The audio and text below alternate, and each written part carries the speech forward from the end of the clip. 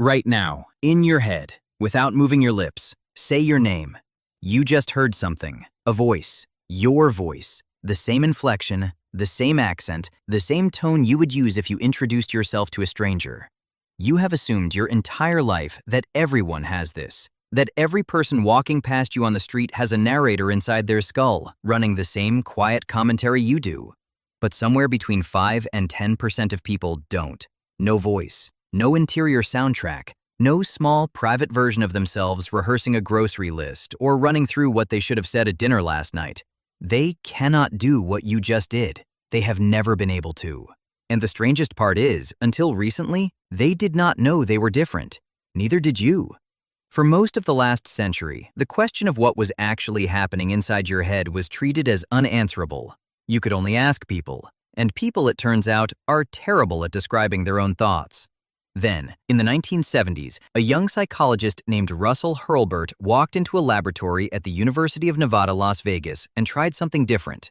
He gave his subjects a small black box.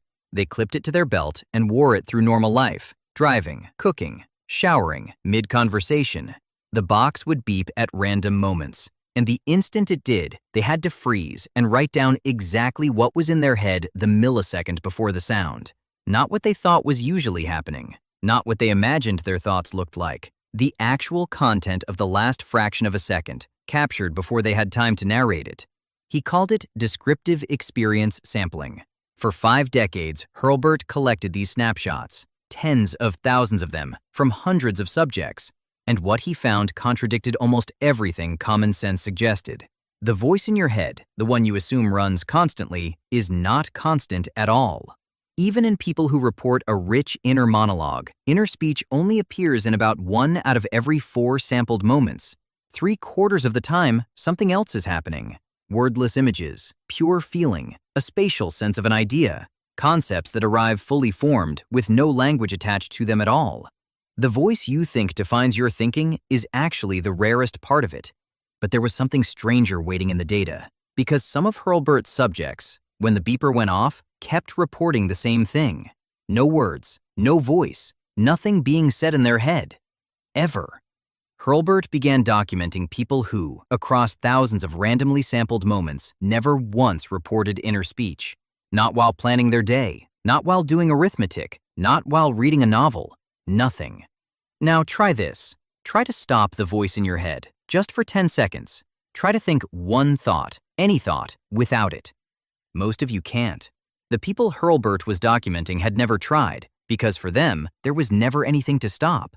And for almost 50 years, almost nobody outside his lab believed they existed. Then, in 2020, a young Canadian woman named Olivia Rivera tried to explain her experience to a friend over coffee. She told him she had no voice in her head.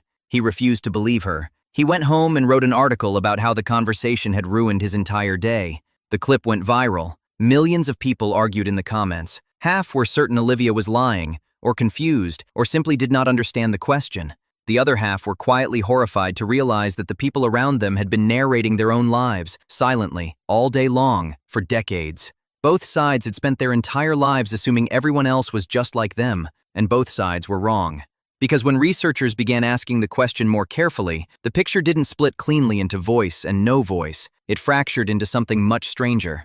Take what Olivia herself described. When she reads a book, she does not hear the sentences in her head. She sees their shape. Each sentence has a form on the page. Keywords leap out and file themselves into a kind of mental map. She does not visualize the settings. She does not picture the characters. She does not daydream. She has never relived an old argument in the shower. She is a fast reader, unsettlingly fast. Now consider Ed Catmull, the co-founder of Pixar. Catmull has stated publicly that he cannot picture anything in his head. He helped build the visual language of modern animation, the look of Toy Story and Finding Nemo, and a generation of films watched by billions, and he cannot see an apple when he closes his eyes. Blake Ross, the engineer who co-created the Firefox web browser, only discovered in his early 30s that other people could form mental images at all. He had been writing software for 2 decades, picturing nothing the entire time. There are people whose thinking arrives mostly as feeling, a pull, a weight, a sense of yes or no before any words form.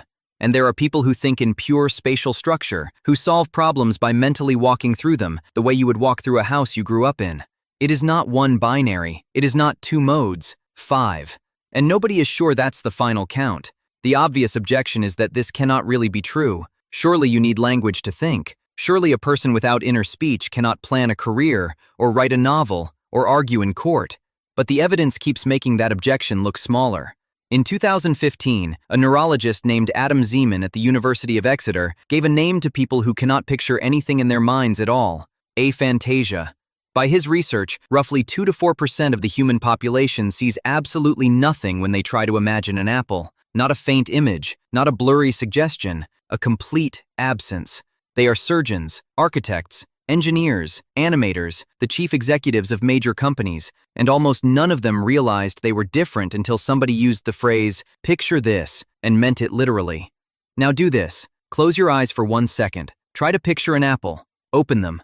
Some of you saw it. Crisp, red, with a stem and a leaf and a faint shadow beneath it. Some of you saw a low-resolution suggestion. Some of you saw the word apple hanging in the dark. And some of you saw nothing at all. Whatever you just experienced, you assumed every other person was experiencing the same thing. Inner speech works the same way. People who lack it are not running a broken version of human consciousness. They are not less intelligent. They are not less articulate. They write books. They give speeches. They fall in love and explain why. They are running a different operating system, one that thinks in shapes or feelings or pure understanding, while the rest of us think in sentences and mistake those sentences for the self.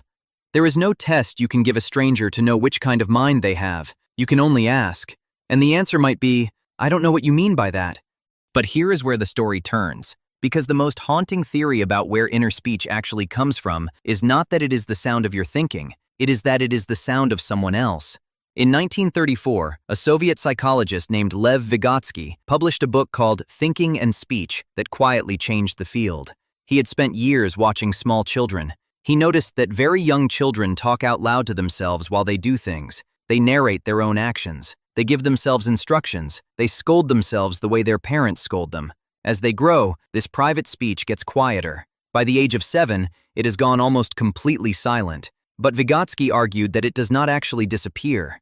It just moves inward. The voice in your head, in his theory, is the echo of every conversation you had as a small child, the warnings your mother issued, the instructions your father gave, the encouragement of a teacher, the reprimand of a stranger on a bus, internalized, respoken, by you, in your own voice for the rest of your life.